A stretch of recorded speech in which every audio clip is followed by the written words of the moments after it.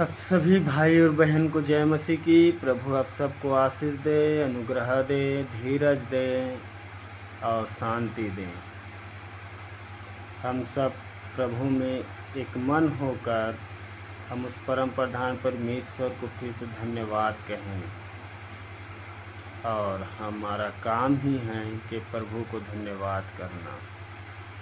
कितने इस सुंदर अर्थ में हम लोग सब भाई बहन मिलकर रहते हैं। जो प्रभु को जानते हैं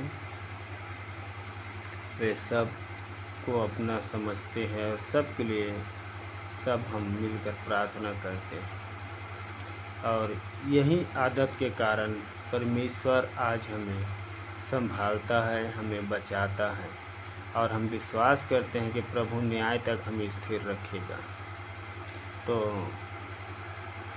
इस आज के दिन के लिए हम प्रभु को धन्यवाद करते हैं और एक छोटी सी हम परमेश्वर के बातों को अध्ययन करेंगे, याद करेंगे।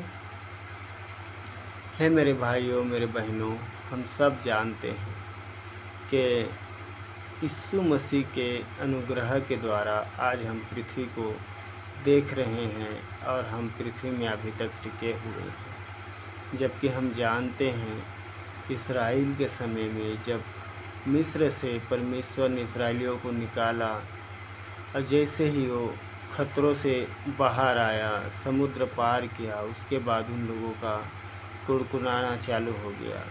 हर समय परमेश्वर की परीक्षा लेना वो लोग चालू कर दिया। कभी पानी के लिए, कभी मांस के लिए, कभी खाना के लिए, कभी रहने के लिए, बहुत सी चीज़ों में। और एक दिन सब सलाह होकर मूर्ति पूजा करने लगे। तो यही चीज़ हम सबको समझना चाहिए। जब हम देखते हैं उस समय बहुत लोग कुड़कुड़ाते थे और इस समय के लोग अधिक से ज़्यादा बिजी हैं। उस समय के लोग, उनके पास कोई साधन नहीं था तो कुड़कुड़ा के नाश हो गए। लेकिन इस समय के लोग टेक्नोलॉजी में, नशे में, नाना प्रकार की चीज़ों में नाश हो चुके हैं। हम में से किसी के पास टाइम नहीं है प्रभु के लिए, क्योंकि हमारे पास जो टाइम बचता है ड्यूटी के बाद या अपने जो भी पर्सनल काम के बाद, हम उसमें का 2 घंटा 3 घंटा टीवी में निकालते हैं, 3 से 4 घंटा 5 घंटा हम लोग मोबाइल में निकालते हैं।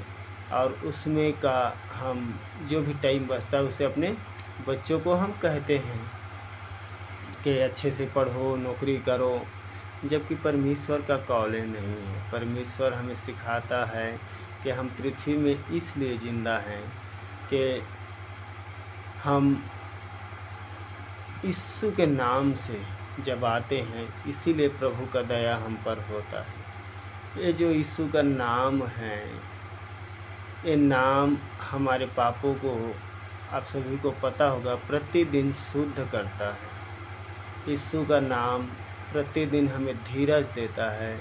यीशु का नाम से जब हम प्रार्थना करते हैं तो परमेश्वर हमारे ऊपर क्रोध नहीं होता। और यीशु के नाम से जब हम अपने गुनाहों को मानते हैं तो परमेश्वर हमें माफ़ कर देता है।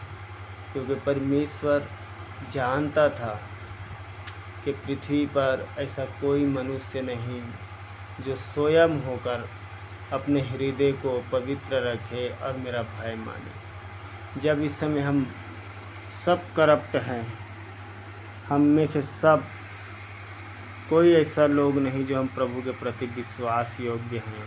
कोई न कोई कारण के द्वारा, मजबूरी के द्वारा हम परमेश्वर के वचनों को छोटा समझते हैं और इसी कारण हम नाना प्रकार की युक्तियों में फंस जाते हैं। तो प्रभु हम सबको बुद्धि दें और हमें हमेशा याद रहनी चाहिए कि हमारे ऊपर एक परमेश्वर है जो हमारे शरीर और आत्मा को दोनों को नाश कर सकता है। तो मेरे भाइयों, मेरे बहनों, हम सब अपना अपना काम काज में ईमानदार तो रहते हैं। हम कमाते हैं, बच्चों का देखभाल करते हैं, माँ बाप का भी देखभाल करते हैं, घर बनाते हैं। ये सब हमारी पृथ्वी में रहने का एक रूटीन है। लेकिन क्या हम परमेश्वर जो हमें कहना चाहता है उसे हम सुनने की कोशिश करते हैं? क्या उसकी इच्छाओं को हम जानने की कोशिश करते हैं?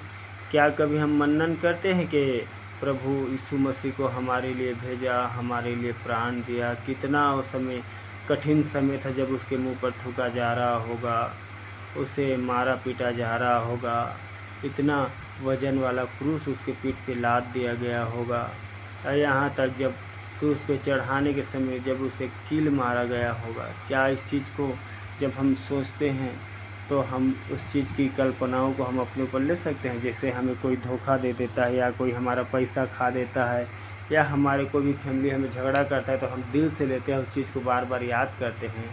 क्या वैसे ही हम प्रभु के उस कुर्बानी को दिल से याद करते हैं? क्या प्रतिदिन हम उस चीज़ को याद करके धन्यवाद करते हैं? हमारा उद्देश्य यही होना चाहिए कि प्रभु तू हमारे लिए जान दिया था। हम जानते हैं भले हम काम में बिजी हो सकते हैं प्रभु जी, भले हम अपने बच्चों को पढ़ाने सिखाने में थोड़ा सा देर हो सकता है, लेकिन प्रभु आप हमारे हृदय को मजबूत करें। हम आपसे अलग नहीं होना चाहते। ऐसे करके हमें रोज़ प्रार्थना करनी चाहिए। और मैं विश्वास करता हूँ जैसे जैसे हम प्रभु के अनुग्रह को समझते हैं, उसकी दया को समझते हैं, हम में से सब एक दिन चेंज हो जाते हैं। तो इस वचन के द्वारा परमेश्वर हम सबको आशीष दें, और हम सब के मन में धीरज दें कि हाँ, कि आज नहीं तो कल परमेश्वर हमें बचाएगा, और हमें अपना प्रार्थना, उपवास और वचनों को पढ़ना और पढ़कर उसमें चलना हमें नहीं छोड़ना चाहिए। हम सभी को प्रभु आशीष दे, यीशु के नाम में।